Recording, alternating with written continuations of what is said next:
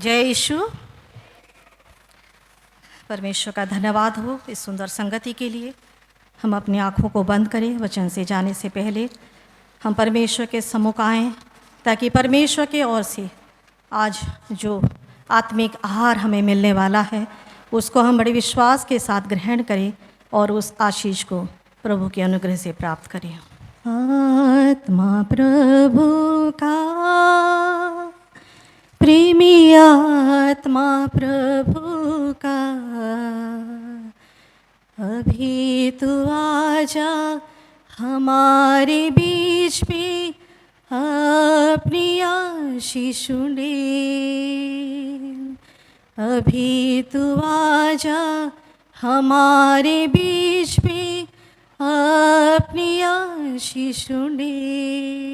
धन्यवाद प्रभु जी, आपकी पवित्र उपस्थिति के लिए धन्यवाद देते हैं मेरे प्रभु परमेश्वर। पवित्र आत्मा प्रभु आज हमारे मनों को खोल दे। प्रभु जी आज जो वचन आपकी ओर से हमें मिलने वाला है पिता, प्रभु जी हम बड़े ध्यानपूर्वक प्रभु आपके आवाज़ को सुने, क्योंकि प्रभु परमेश्वर आप हमें चाहते हैं, प्रेम करते हैं और प्रभु ये आपकी इच्छा है प्रभु कि हम आपके राज्य के अधिकारी बने। प्रभु हम आपके निकट आए हैं प्रभु जी, अपने आप को सौंपते हैं। प्रभु मेरे होठों को शुद्ध करे पिता, ताकि प्रभु परमेश्वर इस मुख के द्वारा प्रभु केवल आपके आत्मिक प्रभु आहार आज हम तक पहुँचे मेरे पिता। पवित्र आत्मा हमसे बातचीत करे प्रभु परमेश्वर, ताकि एक एक शब्द प्रभु आपके अभिषेक में हो करके आज प्रभु हर एक के जीवन में कार्य करे बहुत आयत के साथ। प्रभु जी इस समय को प्रभु हम आपके हाथों में सौंपते हैं। धन्यवाद देते प्रभु आप हमारे बीच में उपस्थित है। सारा आदर महिमा पिता आपको मिले, इस प्रार्थना यीशु के नाम से मांगते हैं, आमीन। जय यीशु। आज के ध्यान के लिए हम वचन में से देखेंगे 2 तीमुथी उसका 1 अध्याय और उसका 9 पद। जिनके पास बाइबल है कृपया वो खोलें। 2 तीमुथी उसका 1 अध्याय और उसका 9 पद। जिसने हमारा उद्धार किया और पवित्र बुलाहट से बुलाया, और ये हमारे कामों के अनुसार नहीं पर उसके उद्देश्य और उस अनुग्रह के अनुसार है जो मसीह यीशु में सनातन से हम पर हुआ है। परमेश्वर का वचन यहाँ पर पौलुस तीमुथियों के लिए लिख रहे हैं। दूसरी तीमुथी में इस प्रकार लिखा है कि जिसने हमारा उद्धार किया और पवित्र बुलाहट से बुलाया, और ये हमारे कामों के अनुसार नहीं पर उसके उद्देश्य और उस अनुग्रह के अनुसार है जो मसीह यीशु में सनातन से हम पर हुआ है। परमेश्वर का धन्यवाद हो कि प्रभु ने आज हमें इस स्थान पर चुन कर लेकर आया है, और ये वचन कहता है कि ये हमारे कामों के हेतु नहीं है, लेकिन परमेश्वर की उस अनुग्रह के कारण है जो उसने हमारे जीवन के लिए ये बुलाहट को दिया है। आज विशेष करके मैं बुलाहट के ऊपर कुछ बात बोलना चाहती हूँ।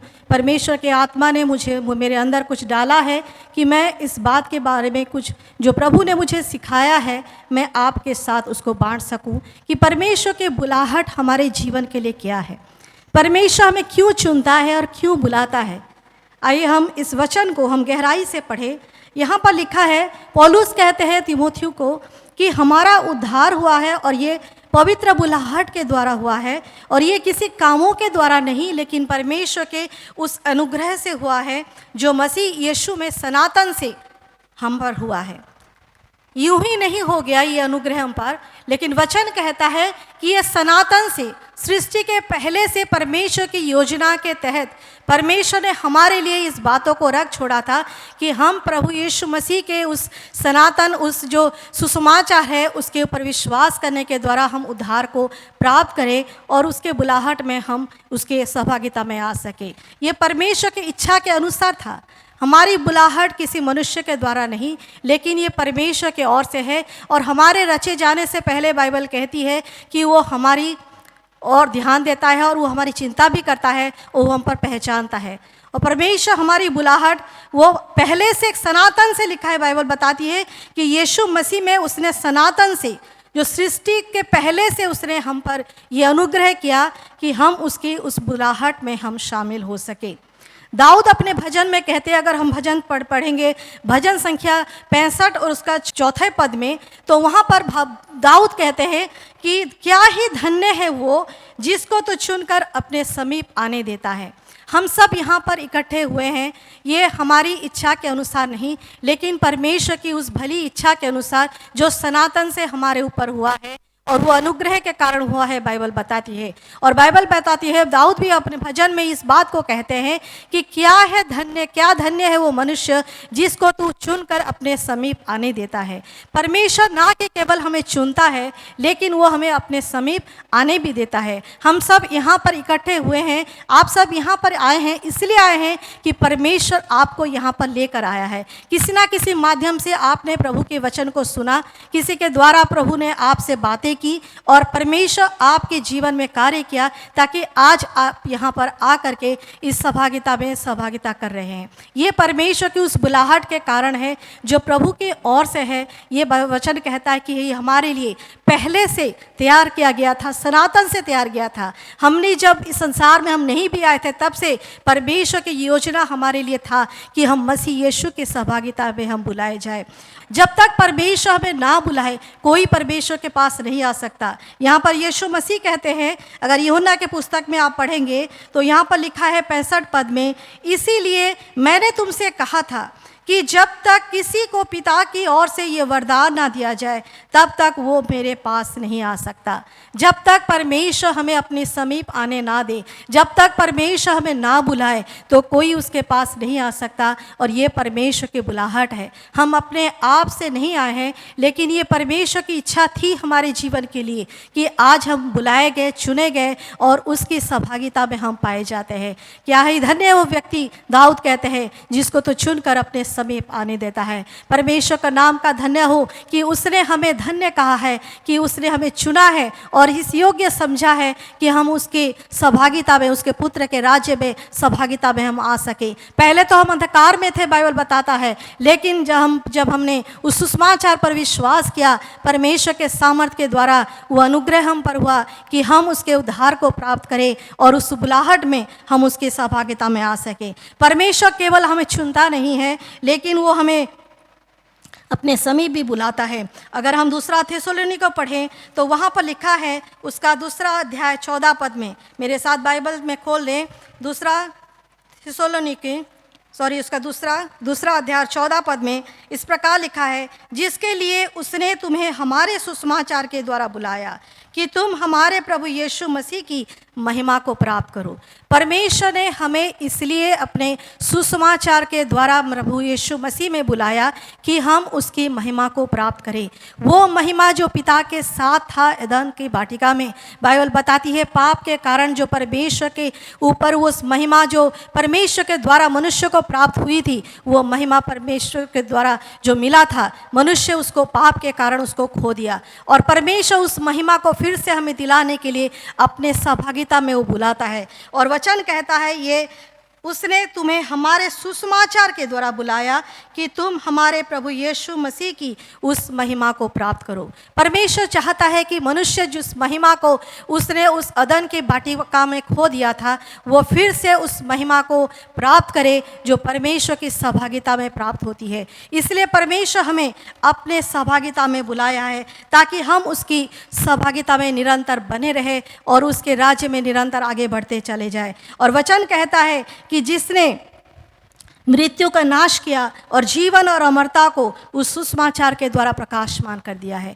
प्रभु यीशु मसीह संसार में इसलिए आया ताकि मृत्यु को क्रूस के ऊपर हराकर और जीवन को उस हमारे लिए वो अपने ऊपर ले लिया, और ताकि उस शैतान के कार्यों को नाश करे, और जिसके द्वारा जीवन और अमरता को उसने प्रकाशमान कर दिया है हमारे लिए, उस सुसमाचार के द्वारा, ताकि हम उस महिमा को प्राप्त कर सके। प्रभु यीशु मसीह भी जब इस संसार में थे, हमने बाइबल में देखते हैं कि मरकुस की पुस्तक में अगर पढ़ेंगे तो उसका दूसरा अध्याय में लिखा है कि लेवी को जब वो चुंगी लेने वाला व्यक्ति था और चौकी पर बैठा हुआ था, बाइबल बताती है उसको बुलाया और कहा कि मेरे पीछे हो लो, और तुरंत लेवी, बाइबल बताती है कि वो अपने उस स्थान को छोड़कर, जो चुंगी लेने वाला था उस स्थान को छोड़कर उसने परमेश्वर की उस बुलाहट को पाया और तुरंत उसने अपने सब कुछ छोड़ करके वो प्रभु के पीछे हो लिया। और मरकुस तीसरे अध्याय 13 पद में भी ये पढ़ेंगे तो वहाँ पर प्रभु यीशु मसीह 12 चेलों को वो बुलाता है और वो उन सेवाओं को उसके हाथों में सौंपता है प्रभु यीशु मसीह आज भी हमारे जीवन के लिए इस कार्य को हर एक जन के लिए पूरा करना चाहता है। परमेश्वर इसीलिए संसार में मनुष्य बन करके आया ताकि वो हर एक जीवन का उद्धार और छुटकारा कर सके। परमेश्वर इसीलिए हमें चुनता है कि और बुलाता भी है और उसका महिमा हमारे जीवन में प्रकट हो सके। उसका विशेष कुछ उद्देश्य हमारे जीवन के लिए होता है, क्योंकि उसका बुलाहट यूं ही नहीं है। वचन कहता है कि परमेश्वर का वरदान और उसका बुलाहट व्यर्थ नहीं है। अगर रोमी के पुस्तक में हम पढ़ेंगे 11 अध्याय में उसका 29 पद में, तो वहाँ पर लिखा है कि परमेश्वर का बुलाहट और वरदान वो व्यर्थ नहीं है। जो परमेश्वर हमको बुलाता है, चुनता है, तो उसका एक विशेष उद्देश्य हमारे जीवन के लिए होता है और वो उसके साथ कुछ वाचाओं को, प्रतिज्ञाओं को और आशीषों की भी वो वादा करता है, उसके साथ वो जोड़ कर रखता है। अगर हम पढ़ेंगे दूसरे थिस्सलुनीकियों की कलीसिया के लिए पौलुस की जो पत्री है उसमें हम पढ़ेंगे पौलुस क्या कहते हैं। यहाँ पर दूसरे थिस्सलुनीकियों उसका 1 अध्याय और 11 पद में पौलुस यहाँ पर इस प्रकार कह रहे हैं, इसीलिए हम सदा तुम्हारे लिए प्रार्थना भी करते हैं कि हमारा परमेश्वर तुम्हें इस बुलाहट के योग्य समझे और भलाई की हर एक इच्छा और विश्वास के हर एक काम को सामर्थ्य सहित तुम्हारे जीवन में पूरा करे। परमेश्वर की इच्छा हमारे जीवन के लिए क्या है, हमको उसका समझना बहुत ज़रूरी है।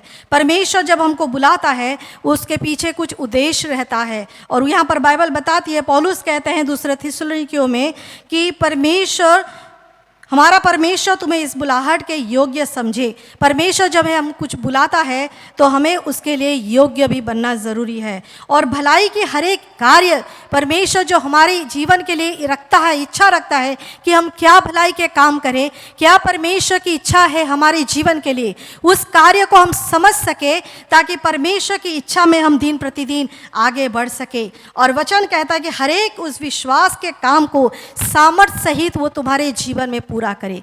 परमेश्वर इसीलिए हमें चुनता है और बुलाता है ताकि वो अपने भली इच्छाओं को हमारे जीवन में वो सामर्थ्य के साथ उसको पूरा कर सके। परमेश्वर ने इस संसार में प्रभु यीशु मसीह को इसीलिए भेजा कि वो परमेश्वर की इच्छा को पूरा करे। और यीशु मसीह भी जब संसार में थे तो उन्होंने 12 चेलों को और प्रेरितों को चुना और भी चेलों को चुना ताकि उनके जीवन के माध्यम से वो सारी इच्छाएं जो परमेश्वर चाहता है उसको इस संसार में पूरा करे, ताकि परमेश्वर का सुसमाचार इस संसार में फैलाए जाए और हर एक मनुष्य तक उस जीवित वचन पहुंचाया जाए, परमेश्वर के राज्य बढ़ता चला जाए।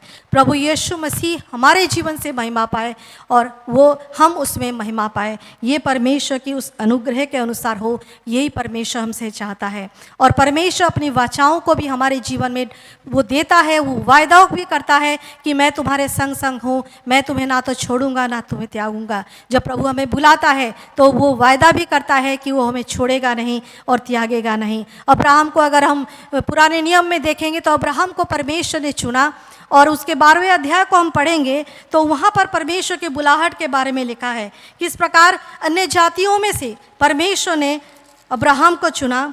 और यहाँ पर लिखा है, अगर उसके पहले आयत से हम 12वें अध्याय के पढ़ेंगे तो यहाँ पर लिखा है, यहोवा ने अब्राहम से कहा, अपने देश और अपने कुटुंबियों, अपने पिता के घर को छोड़कर उस देश में चला जा जो मैं तुझे दिखाऊंगा और मैं तुझे एक बड़ी जाति बनाऊंगा और तुझे आशीष दूंगा और तेरा नाम महान करूंगा और तू आशीष का मूल होगा। जो तुझे आशीर्वाद दे उन्हें मैं आशीर्वाद दूंगा और जो तुझे कोसे उसे मैं श्राप दूंगा और भूमंडल के सारे कुल तेरे द्वारा आशीष पाएंगे। परमेश्वर एक वायदे के तहत यहाँ पर अब्राहम को बुलाता है और जब वो बुलाता है और यहोवा के वचन को सुन करके बाइबल बताती है कि अब्राहम अपने सारे घराने को, कुटुंब को और अन्य जातियों में जब वो था मूर्ति पूजकों में से निकल करके परमेश्वर की उस बुलाहट में वो आगे बढ़ा। परमेश्वर ने उससे वादा किया कि मैं तुझे एक जाति बनाऊंगा और तुझे सारे संसार में मैं तुझे महान बनाऊंगा और तुझसे मैं एक जाति को उत्पन्न करूंगा। और वचन कहता है कि मैं तुझे आशीर्वाद दूंगा और जो तुझे आशीष देगा उसे मैं आशीष दूंगा, जो तुझे कोसेगा उसे मैं श्राप दूंगा और सारे भूमंडल में तेरे कुल के द्वारा सारे भूमंडल तुझसे आशीष पाएंगे। कितना परमेश्वर का भली इच्छा है कि परमेश्वर हमारे द्वारा औरों के जीवन में भी आशीष प्रदान करना चाहता है। इसलिए आज परमेश्वर हमें बुलाता है नाम ले ले करके कि हम उसकी बुलाहट में उस योग्यता को प्राप्त करें और उसकी भली इच्छा को जान सके कि प्रभु की इच्छा हमारे जीवन के लिए क्या है। यहोवा ने अब्राहम से कहा कि मैं तुझे सारी जातियों के ऊपर महान ठहराऊंगा, और परमेश्वर अपने वादे को पूरा किया। और उससे जो वादा किया था आगे चल करके अगर हम पढ़ेंगे तो वहाँ पर परमेश्वर उसको हियाव भी देता है। 15 अध्याय में पढ़ेंगे तो वहाँ पर वो कहता है पहले आयत में अब्राहम से, हे अब्राहम मत डर, तेरी ढाल और तेरा अत्यंत बड़ा प्रतिफल मैं हूँ। परमेश्वर केवल बुलाता नहीं है, वो हमें ठहराता भी है, आशीष भी देता है, वायदे को भी हमारे संग करता है, वाचाओं को बांधता है और हमें हियाव भी देता है कि तू मत डर, मैं तेरे संग संग हूँ। और अब्राहम से भी कहता है कि तू मत डर, मैं तेरा ढाल हूँ और तेरा अत्यंत बड़ा प्रतिफल हूँ। परमेश्वर ने अब्राहम के साथ जो वाचाओं को बांधा था आगे चल करके वो उसको पूरा भी करता है, क्योंकि वो विश्वास योग्य परमेश्वर है। जो परमेश्वर में बुलाता है अपनी महिमा में, वो सच में विश्वास योग्य परमेश्वर है। वो ना तो अपने वचन से कभी टलता है, ना उसका वादा कभी टलता है। परमेश्वर अब्राहम के प्रति अपने वचन को पूरा किया, जबकि वो इस समय निसंतान था जब वो बुलाया गया था। लेकिन परमेश्वर ने उसको कहा कि मैं तेरे वंश को आकाश की और उसका कहा कि तू आकाश की ओर दृष्टि कर। अगर हम 15 अध्याय की उसके 5वें आयत से पढ़ेंगे तो वहां पर अब्राहम से परमेश्वर कहता है कि आकाश की ओर दृष्टि करके तारागण को गिन, क्या तू उनको गिन सकता है? फिर उसने उससे कहा तेरा वंश ऐसा ही होगा। उसने यहोवा पर विश्वास किया और यहोवा ने इस बात को उसके लेखे में धर्म गिना। अब्राहम ने परमेश्वर की इस बात पर विश्वास किया, क्योंकि वो जानता है कि जो बुलाता है वो विश्वास योग्य परमेश्वर है। और उसने अब्राहम के जीवन में जो कि निसंतान था और वो अपने वचन को, यद्यपि वो वचन पूरे होने में काफ़ी लंबा समय लग गया, लेकिन फिर भी परमेश्वर अपने वचन को पूरा करता है। और परमेश्वर हम देखते हैं कि वो जब 99 वर्ष का था, बाइबल बताती है परमेश्वर उसको दर्शन के माध्यम से अब्राहम को फिर से वो वचन देता है और कहता है 17 पद में अगर पढ़ेंगे तो वहाँ पर वो कहता है जब अब्राहम 99 वर्ष का हो गया तब यहोवा ने उसको दर्शन देकर कहा, मैं सर्वशक्तिमान ईश्वर हूँ, मेरी उपस्थिति में चल और सिद्ध होता चला जा।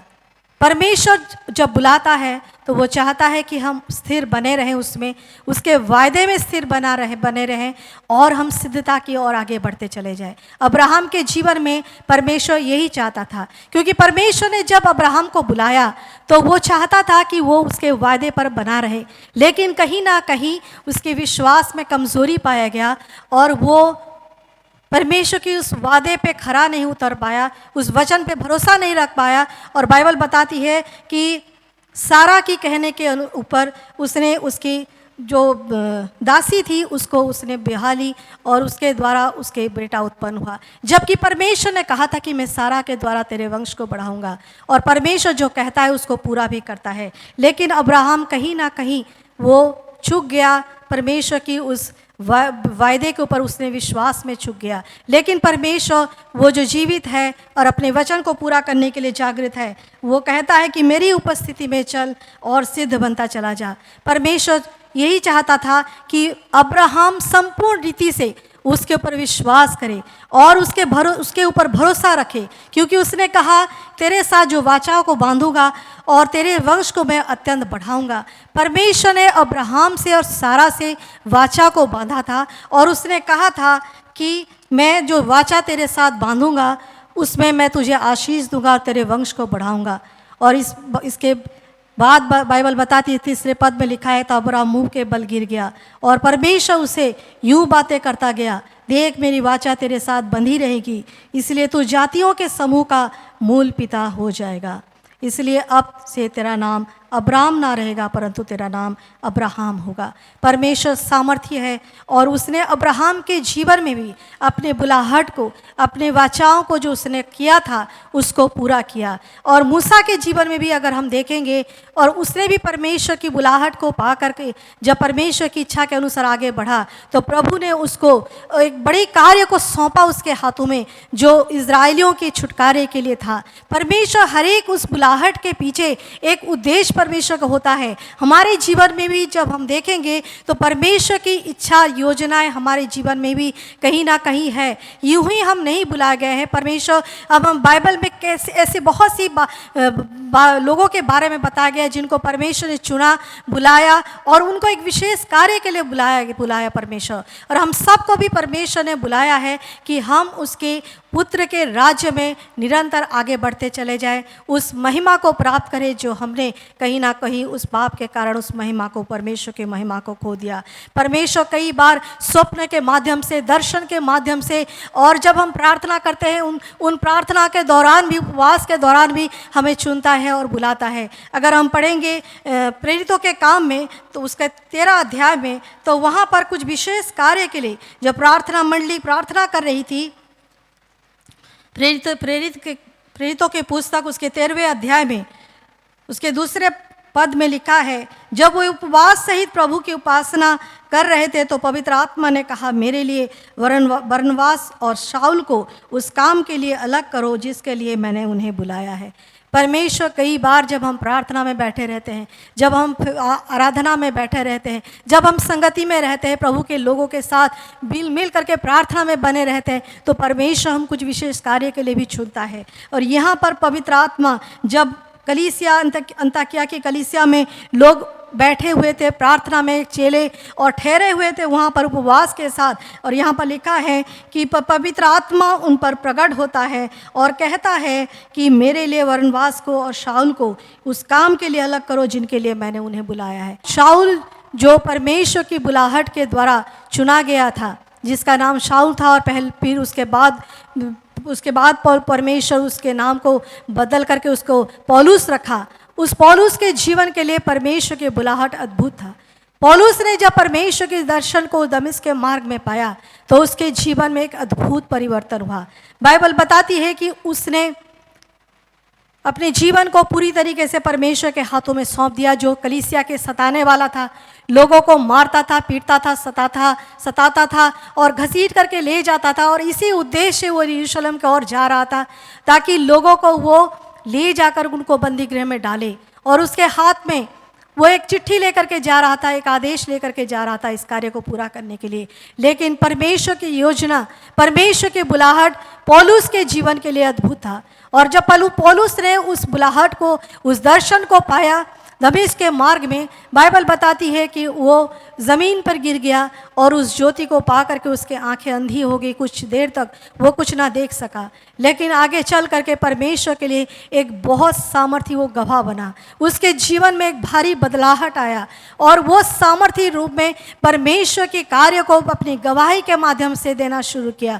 आगे चल करके वो, अगर हम पढ़ेंगे तो राजाओं के सम्मुख, राजा अग्रिपा के सम्मुख बड़े हियाव के साथ वो अपने हृदय की परिवर्तन के बारे में गवाही देता है। अगर हम प्रेरितों के काम में पढ़ेंगे उसके 22 अध्याय में उसके 6 पद से आगे वहाँ पर लिखा है, वो लोगों के सामने खड़े हो करके बड़े हियाव के साथ उस गवाही को देता है कि किस प्रकार परमेश्वर ने उसको बुलाया है, और वो अपनी गवाही को बताता है। और उसके 26 अध्याय में भी इस घटना और वे घटना के वर्णन है कि वो राजा अग्रिपा के सामने खड़े हो करके हियाव के साथ वो अपने बुलाहट के बारे में और अपने हृदय के परिवर्तन के बारे में, किस प्रकार वो लोगों के सताने वाला था पहले और किस प्रकार के उसके जीवन में परिवर्तन आया परमेश्वर की उस बुलाहट को पा करके, वो बड़े हियाव के साथ, बड़े निडर हो करके प्रभु के सामर्थ्य को वो यहाँ पर गवाही के देता है। पौलुस के जीवन में एक भारी बदलाहट हम देखते हैं। और वो आगे कहता है,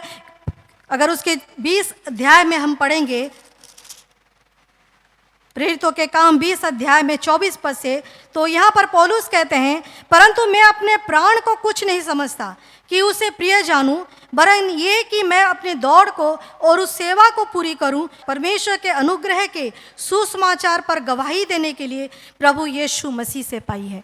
बड़े हियाव के साथ परमेश्वर की बुलाहट को पाने के बाद पौलुस उस सुसमाचार के भेद में स्थिर रहते हुए वो कहते हैं कि जिस कार्य के लिए परमेश्वर ने मुझे चुना है, मैं अपने प्राण को भी उसके लिए प्रिय नहीं जानता। और वह कहता है कि मैं कुछ नहीं समझता, अपने प्राण को भी मैं प्रिय नहीं समझता हूँ, वरन ये कि मैं अपने दौड़ को और उस सेवा को पूरी करूं जिसके लिए परमेश्वर ने मुझे उस सुसमाचार के दौरान मुझे ठहराया है और मुझे अनुग्रह से उसने मुझे बुलाया है और मैं ये उस सुसमाचार के द्वारा मैंने उसको प्राप्त किया है। पौलुस की ये गवाही है। वो कहता है कि मैंने ये अनुग्रह परमेश्वर के और मुझे मिला है, उस सुसमाचार के द्वारा मिला है और इसके लिए मैं अपने प्राण को भी प्रिय नहीं समझता हूँ। मैं केवल ये करता हूँ कि मैं वो चाहता हूँ कि अपने जीवन से वो दौड़ को पूरी करूँ, वो सेवा को पूरी करूँ जिसके लिए परमेश्वर ने मुझे उस सुसमाचार के द्वारा मुझे बुलाया है। कितनी अद्भुत गवाही है पौलुस की। परमेश्वर की उस बुलाहट में वो बिल्कुल स्थिर है और वो कहता है कि मैं उस दौड़ को पूरा करने के लिए आगे दौड़ता चला जा रहा हूँ। मैं पीछे मुड़ करके नहीं देख रहा हूँ, लेकिन मैं निशाने की ओर केवल दौड़ा जा रहा हूँ कि मैं उसकी गवाह अन्य जातियों में उसकी सुसमाचार की गवाह बनूँ कि उसने मुझे चुना और मुझे ठहराया है और मेरे लिए उसने अद्भुत कार्यों को किया है। परमेश्वर आज हमारे जीवन से भी यही गवाही चाहता है कि मैं और आप, हम जब बुलाए गए हैं उसके सुसमाचार के द्वारा, हम उसकी बुलाहट में स्थिर रहें और हम उसके लिए एक बड़े गवाह बने हर एक उन लोगों के सामने, जहाँ भी हमें मौका मिले, जहाँ हम जिस हालत में भी हैं, जिस अवस्था में हैं, जहाँ काम कर रहे हैं, जिस स्थान में प्रभु हमें रखा है, हम उन जगह में, चाहे अपने परिवार में हो, चाहे अपने कार्य स्थान पे हो, चाहे हम जिस जगह पे हो, परमेश्वर चाहता है कि हम अपने जीवन के द्वारा उस बुलाहट को प्राप्त करके हम आगे बढ़ें और प्रभु के लिए हम उस कार्य को पूरा करें। क्योंकि इज़राइल की आशा के लिए मैं इस जंजीर से जकड़ा हुआ हूँ। पौलुस उस जंजीर में जकड़े होने तक, कैद में रहने तक उसने उस वचन को पूरा किया। परमेश्वर की उस इच्छा में, उस बुलाहट में वो निरंतर कैद में होते हुए भी, उस जंजीर में जकड़े हुए भी उसने इज़राइल के इस आशा के लिए वो कहता कि मैं जंजीर में जकड़ा हुआ हूँ और मैं प्रभु की उस गवाही में, उस वचन में मैं स्थिर रहूँगा निरंतर। और इसलिए परमेश्वर की बुलाहट मेरे प्रियो वो कभी खाली नहीं जाता। उसका वरदान और उसका बुलाहट रोमियोस के 11 और उसकी 19 पद में कहता है, उसका बुलाहट, उसका वरदान हमारे लिए कभी व्यर्थ नहीं होता।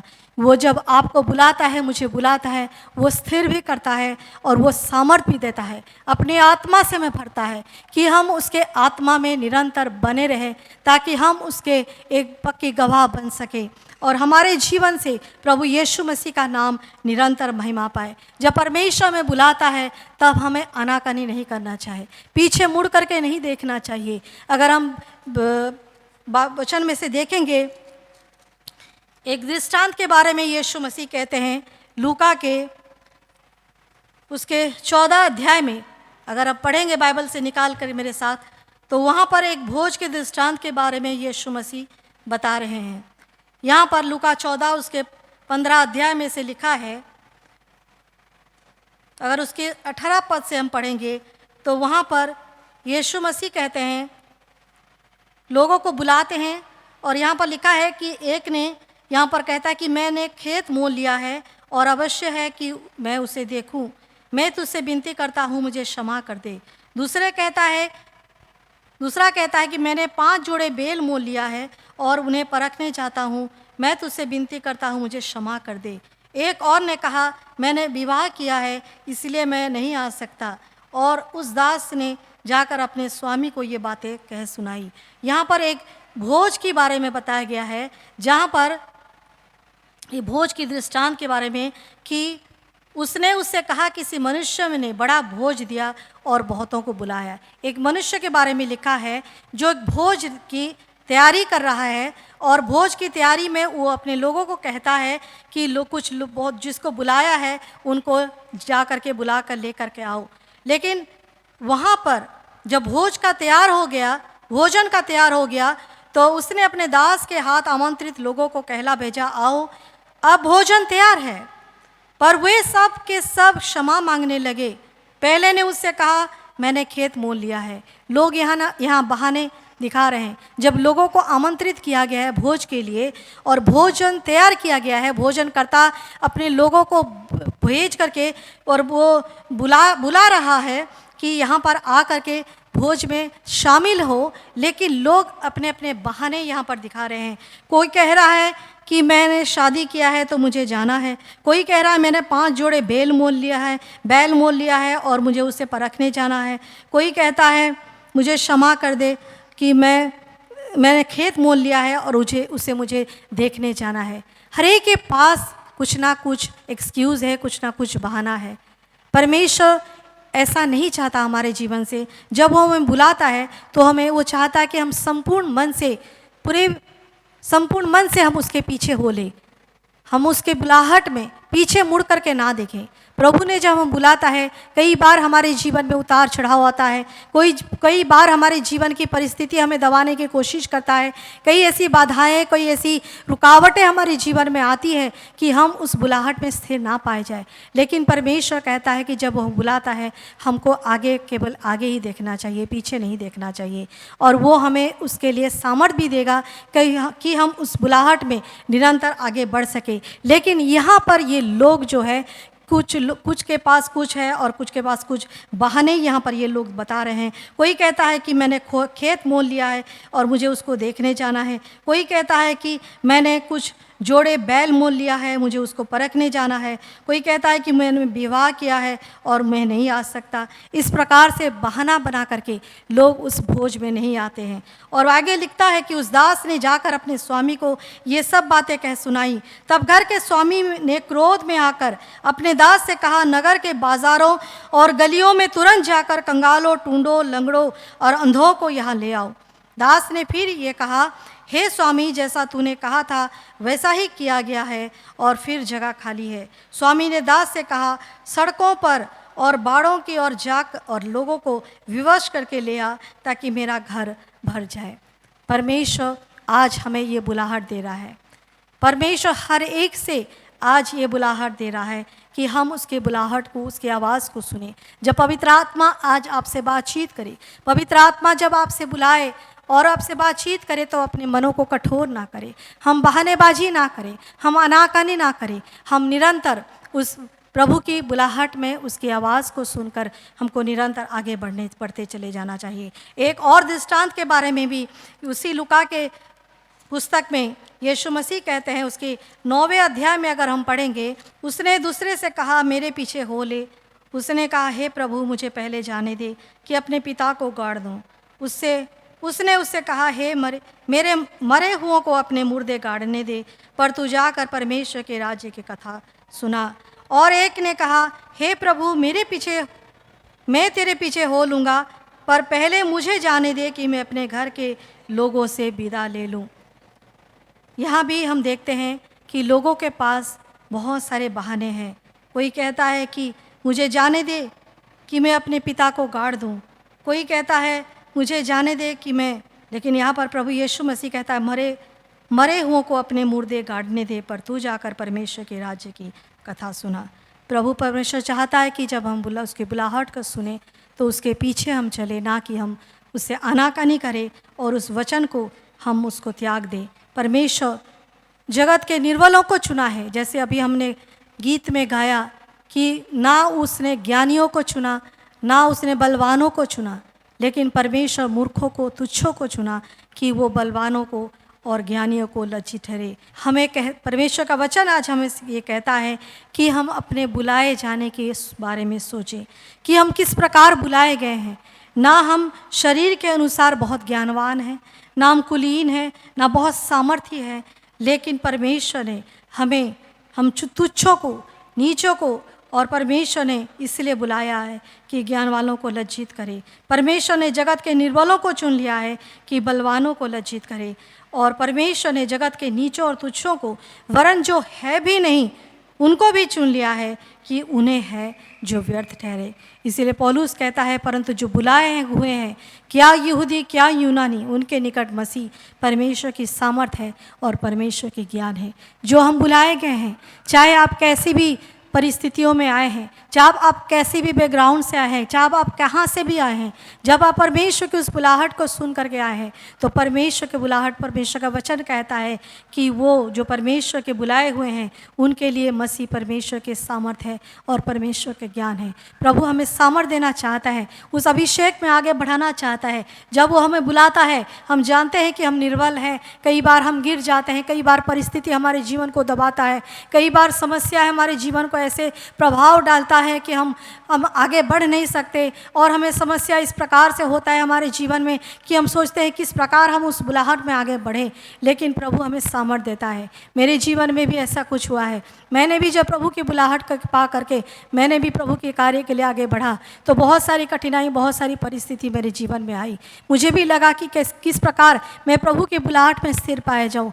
लेकिन ये परमेश्वर के अनुग्रह है। परमेश्वर जो सच्चा है, जो हमारे विश्वास योग्य है, वो जो हमें नाम लेकर के बुलाता है, वो हमें ठहराता है और वो सामर्थ भी देता है, और वो अपने बुलाहट में हमें निरंतर आगे भी बढ़ाता है कि हम उसकी उस महिमा को प्राप्त करें, और जो कार्य वो हमारे लिए ठहराता है उस सेवा को हम पूरा कर सकें। पौलुस में कहता है कि मैं अपने दौड़ को पूरी करूं, यही मेरी इच्छा है। मैं अपने प्राण को भी प्रिय नहीं समझता हूं, और मैं चाहता हूं कि जो सेवा मेरे लिए ठहराया गया है उसको मैं परमेश्वर के सुसमाचार के द्वारा उस कार्य को मैं पूरा करता चला जाऊं, और अन्य जातियों में परमेश्वर की महिमा के सामर्थ को मैं फैलाऊं।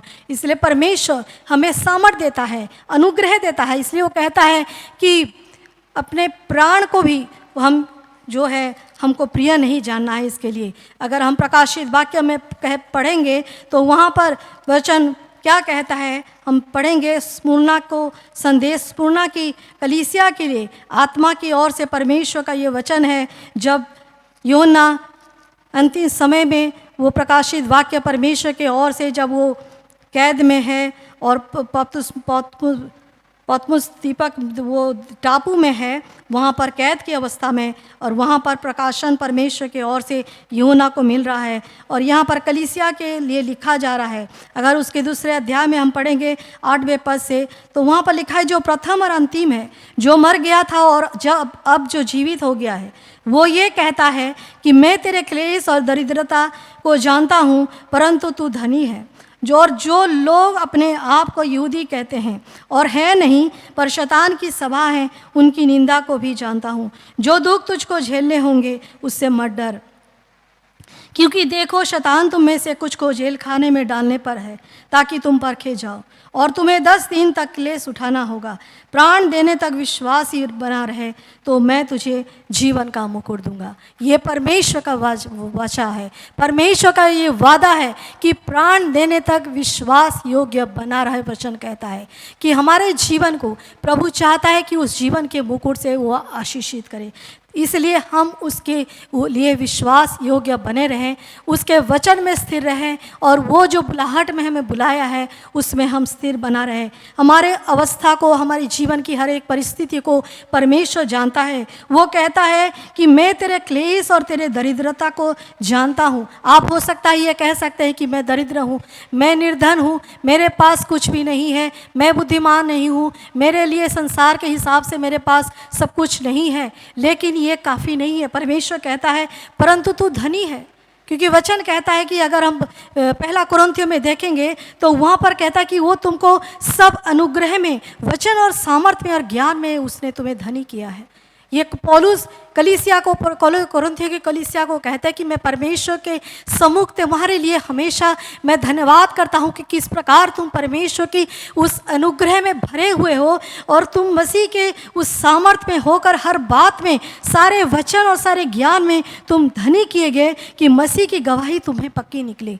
हो सकता है सांसारिक रूप में आपके पास सब कुछ संभव नहीं है, सामर्थ्य नहीं है, अगर सफिशिएंट आपके पास कुछ नहीं है, बड़ा घर नहीं है, धन दे नहीं है, या बहुत ज्ञान नहीं है, बहुत डिग्रियां नहीं है, कुछ नहीं है, लेकिन फिर भी परमेश्वर ने जगत के ज्ञानवानों को तुच्छ करने के लिए परमेश्वर ने हम जैसे निर्बलों को और मूर्खों को चुना है, तुच्छों को चुना है। और परमेश्वर कहता है कि ये मत कहे कि तू निर्बल है, तू दरिद्र है, परंतु तू धनवान है। वचन में, ज्ञान में, प्रकाशन में, अनुग्रह में परमेश्वर हम सबको धनी बनाना चाहता है। और वो कहता है कि ताकि तुम में से एक पक्की गवाही निकले। और ये पौलुस कोरिन्थी की मंडली के लिए परमेश्वर के सम्मुख धन्यवाद के साथ ये कह रहा है कि मैं तुम्हारे लिए परमेश्वर का, अगर आप पढ़ेंगे उसका पहला अध्याय उसके 4 पद से, तो वहाँ पर पौलुस कहता है कि मैं तुम्हारे विषय में अपने परमेश्वर का धन्यवाद सदा करता हूँ, इसलिए कि परमेश्वर का ये अनुग्रह तुम पर मसीह यीशु में हुआ कि उसमें होकर तुम हर बात में अर्थात सारे वचन, सारे ज्ञान में धनी किए गए, कि मसीह की गवाही तुम्हें पक्की निकले, यहाँ तक कि किसी वरदान में तुम्हें घटी नहीं है। हर एक आत्मिक वरदानों में, हर एक ज्ञान और प्रकाशन की बातों में, ज्ञान में कलीसिया जो कुरिन्थी की कलीसिया थी, और वो बहुत ही सामर्थी थे, बलवान थे, और वो वरदान में भरे हुए थे। और वो कहते हैं कि और तुम हमारे प्रभु यीशु मसीह के प्रकट होने की बाट भी जोते रहते हो, और वो तुम्हें अंत तक दृढ़ भी करेगा कि तुम हमारे प्रभु यीशु मसीह के दिन में निर्दोष ठहरो। परमेश्वर सच्चा है जिसने तुमको अपने पुत्र हमारे प्रभु यीशु मसीह की संगति में बुलाया है। हालेलुया, धन्यवाद हो प्रभु की कि वो अपने पुत्र प्रभु यीशु मसीह के संगति में हमें बुलाया है। ये बुलाहट किसी मनुष्य की ओर से नहीं है, ये परमेश्वर की ओर है। परमेश्वर ने मुझे भी 2 बार उसने दर्शन के माध्यम से दर्शन दे करके उसने अपनी बुलाहट के बारे में बताया कि किस प्रकार मैं उसके कार्य को पूरा करूं। और प्रभु ने आज तक, वो धन्य है परमेश्वर जो मुझे थामे हुए है, मुझे संभाले हुआ है, और मुझे अपनी सेवा के लिए वो निरंतर आगे बढ़ाता जा रहा है। प्रभु आप सबको भी यही सामर्थ, ये आत्मा के अभिषेक में निरंतर भरता जाए, अपने ज्ञान में, अपने प्रकाशन में, अपने अनुग्रह में निरंतर वो भरता जाए, ताकि आप प्रभु के सामर्थ में बलवंत होते जाए, हर प्रकार के दान में, वरदान में आप धनी किए जाए, और प्राण देने तक विश्वास योग्य बने रहे, और प्रभु के आने तक आप उसके बाट जोते रहें, कलीसिया उसके बाट जोता रहे। क्योंकि प्रभु यीशु मसीह जब आएगा बादलों में, तो वो ऐसी एक कलीसिया को लेने के लिए आएगा जो उसके लिए तैयार पाए जाएं। इसलिए परमेश्वर आज हमसे यही चाहता है कि जब हम उसके बुलाहट में बुलाए गए हैं, तो उसकी योजना को हम अपने जीवन के लिए समझें, उसकी भली इच्छा, उसकी सिद्ध योजना और उसके कार्य को हम अपने जीवन में पूरा करें, और हम सिद्ध बनता चला जाए। जिस प्रकार अब्राहम को परमेश्वर ने कहा कि मेरी उपस्थिति में चल और सिद्ध होता चला जाए। परमेश्वर अपने वाचाओं को, अपने वायदे को हमारे जीवन में वो निरंतर पूरा करेगा, आपके जीवन में पूरा करेगा। आपके जीवन की हर एक इच्छा, अभिप्राय को परमेश्वर भली भांति जानता है कि प्रभु जब प्रभु ने आपको बुलाया है, तो वह आपके जीवन की सुधि भी लेता है, आपकी चिंता करता है, आपके परिवार की चिंता करता है, आपके बच्चों की चिंता करता है, आपके जीवन की हर एक बातों को वो ध्यान धरता है। इसलिए आप किसी बात में परेशान ना होना। वचन कहता है कि कोई भी बात तुम्हारे जीवन में आपको किसी बात में आपको चिंतित होने की ज़रूरत नहीं है। परमेश्वर आपके जीवन की हर एक बातों में वो आपके साथ रहेगा, और वो आपको संभालेगा, और दृढ़ तक भी वो आपको स्थिर रखेगा और अपने सामर्थ्य में भरेगा। धन्यवाद परमेश्वर के इस वचन के लिए जो प्रभु ने आज दिया है, ताकि हम सब उसकी उस वचन को समझे, उस बुलाहट को समझे और उसमें स्थिर पाए जाए। आइए हम अपने आँखों को बंद करें और प्रार्थना करेंगे। धन्यवाद, धन्यवाद, धन्यवाद, धन्यवाद, धन्यवाद पिता, आपकी स्तुति करते हैं प्रभु जी। धन्यवाद देते प्रभु आपके जीवित वचन के लिए, प्रभु आपके चुनाव के लिए धन्यवाद देते हैं प्रभु। दाऊद कहते हैं क्या ही धन्य है वो पुरुष जिसको यहोवा चुनकर अपने समीप आने देता है। प्रभु जी आपने हमें धन्य ठहराया है। हम तो इस योग्य नहीं थे मेरे प्रभु, हम तो तुच्छ थे, निर्बल थे प्रभु, हम तो कमज़ोर थे, लेकिन पिता आपने हमें चुन करके बुलाया है, अपनी महिमा में बुलाया है प्रभु, ताकि हम आपकी उस महिमा को प्राप्त करें। पवित्र आत्मा हमें सामर्थ्य दीजिए पिता। आज का ये वचन प्रभु हर एक सुनने वाले के जीवन में और मेरे जीवन में भी प्रभु जी बहुतायत के साथ कार्य करने पाए प्रभु। हम आपके बुलाहट से भटकने ना पाए, हम आनाकानी ना करने पाए प्रभु। कोई भी परिस्थिति, जीवन की कोई भी बातें प्रभु हमारे जीवन में प्रभाव ना डाल सके मेरे पिता परमेश्वर। हर एक आपके लोगों को प्रभु जो आप चुन करके अपने समीप आने दिया है पिता, इन सबको प्रभु जी मैं आपके हाथों में सौंपती हूँ। हर एक सुनने वालों के ऊपर पवित्र आत्मा के सामर्थ को भारी अभिषेक के साथ ढूंढने के लिए प्रार्थना करती हूँ मेरे पिता परमेश्वर, ताकि प्रभु जी हम अपनी उस दौड़ को प्रभु जी पूरा करें जो आप में हो करके प्रभु हमने प्रभु शुरू किया है। आपकी उस सुसमाचार पर विश्वास किया है मेरे पिता, आपकी इच्छा और आपकी भली उस प्रभु भली इच्छा को प्रभु जी हम सब अपने जीवन में प्रभु जान सके मेरे प्रभु। आप तो हमसे प्रेम करते हैं पिता, धन्यवाद करते हैं प्रभु कि आपने हमें आपके पुत्र की उस राज्य में बुलाया है मेरे यीशु मसीह। हमारी हर एक गलतियों को क्षमा करे पिता,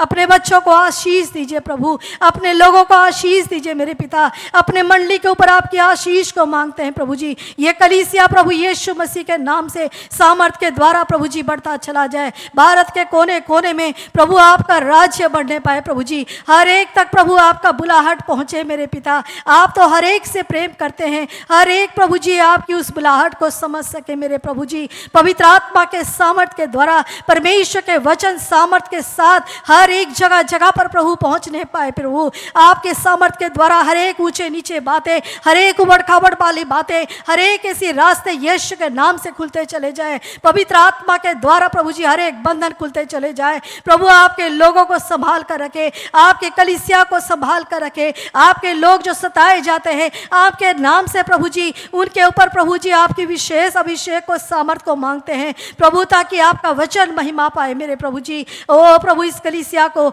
इस प्रभु पूरे स्थान को, इस पूरे संस्था को आपके पवित्र हाथों में सौंपती हूँ मेरे प्रभु जी। प्रार्थना करती हूँ जीवित पिता परमेश्वर, विशेष करके प्रभु जी हम बाबा जी के लिए प्रार्थना करते हैं, उनके परिवार के लिए प्रार्थना करते हैं प्रभु जी, हर सर के लिए प्रार्थना करते हैं प्रभु। आप उनके ऊपर अपनी दया का अनुग्रह करें प्रभु जी। हर एक सताव के आत्मा, हर एक प्रभु दुष्ट के प्रभाव को यीशु के नाम से खत्म होने के लिए प्रार्थना करते हैं। छुटकारे के सामर्थ को यीशु के नाम से रिलीज करते हैं मेरे पिता। इस पूरे स्थान पर प्रभु यीशु दरबार की पूरी प्रांगण पर और प्रभु परमेश्वर प्रभु 70 किलोमीटर के दायरे के अंदर प्रभु जी आपकी महिमा, आपके सामर्थ यीशु के नाम से प्रभु बहने लगे। पवित्र आत्मा के अभिषेक के द्वारा हर एक बंधन प्रभु खोलते चले जाए, हर एक रुकावटें यीशु के नाम से प्रभु टूटे, यीशु के सामर्थ्य नाम से प्रभु जी आपके लोग स्वतंत्र किए जाए मेरे प्रभु जी। हर एक प्रकार की बंद दरवाजे यीशु के नाम से खुलते चले जाए मेरे प्रभु। अंधी आंखें खुले और प्रभु परमेश्वर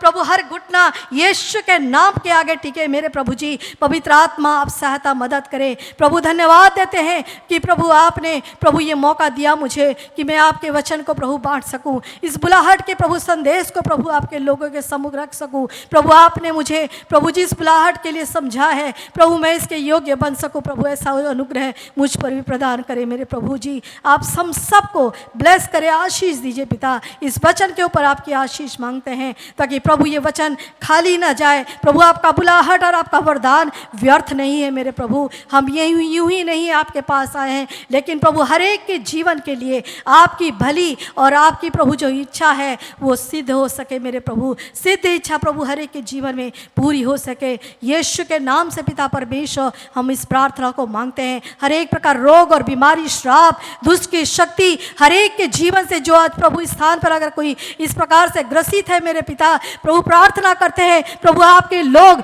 यहाँ से चंगाई और छुटकारे को लेकर के जाए, आपके सामर्थ में भर करके जाए मेरे प्रभु जी। पवित्र आत्मा हर एक से छू करके आप आशीष दीजिए, हर एक की मनोवांछा को पूरा करें मेरे प्रभु जी। आपकी दया हम सब के ऊपर बना रहे निरंतर प्रभु। हम आपके प्रभु जी उस आने के लिए हम निरंतर प्रभु बाट जोते रहें। धन्यवाद पिता परमेश्वर आपकी उपस्थिति के लिए, आपकी आशीष के लिए। सारा आदर महिमा पिता हम आपको देते हैं। धन्यवाद के साथ इस प्रार्थना को प्रभु यीशु मसीह के नाम से मांगते हैं, आमीन।